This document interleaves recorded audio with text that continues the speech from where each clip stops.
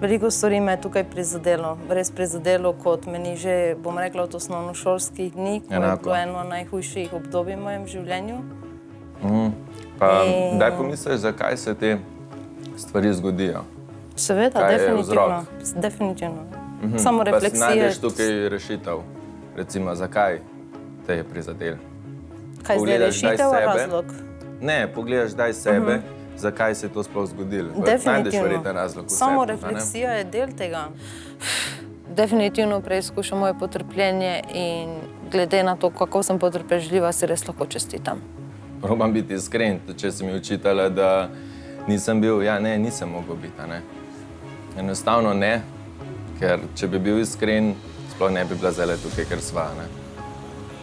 Torej priznavaš, da nisi bil iskren? Ja, seveda, da nisem bil. Ti to zdaj ugotoviš, ali kaj? Mislim, ja. Lej, nisem mogel biti. Enostavno ne, pač.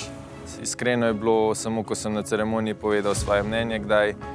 Če je prišlo do kakšnih prepirov, sem povedal nekako tako, kot si mislim, drugače pa ne bi šlo v pravo smer. A mi lahko razložiš, kakšna bi bila situacija? Če bi bil čisto iskren. Če bi bil čisto iskren, bi zapustil eksperiment 3. sekundo, ko sva se spoznala. Torej si ves ta čas od prvega dneva naprej bilo pretvarjanje? Ja, seveda, kako pa drugače.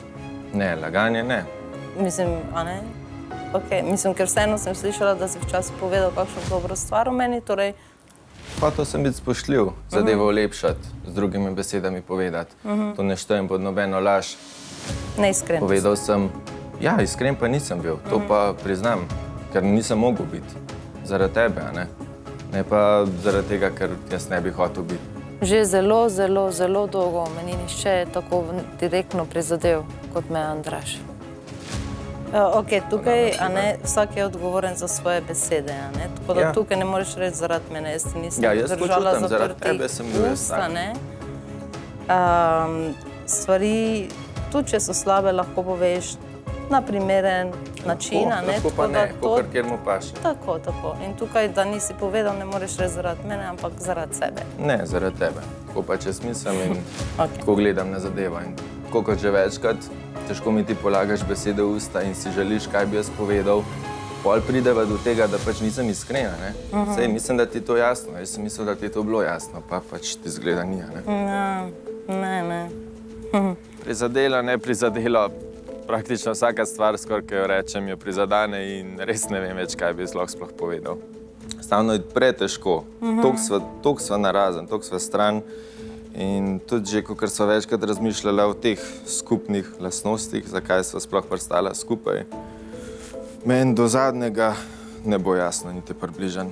Mogoče boš pa nekoč videl, ko boš malenkost še osebnostno zrastel. Mislim, da ne, ker bomo se skupaj pozabil in mi bo samo ostalo lepo v spominu kot izkušnja. Drugače pa sploh ne bomo premenjeval s tem in šel rajš lepo pozitivno naprej. Veš, kaj pa si jaz želim? Samo želim, moja želja. Da boš čez leta pogledal nazaj in ko boš odrastel še malo bolj, še več malo bolj izkušenj dobil, da boš tudi na to izkušnjo pogledal malenkost drugače. Sanelino mnenje sicer sprejemam, ampak me niti malo ne zanima in tudi zelo težko jo sploh razumem, ker je njeno mnenje toliko drugačno mojemu.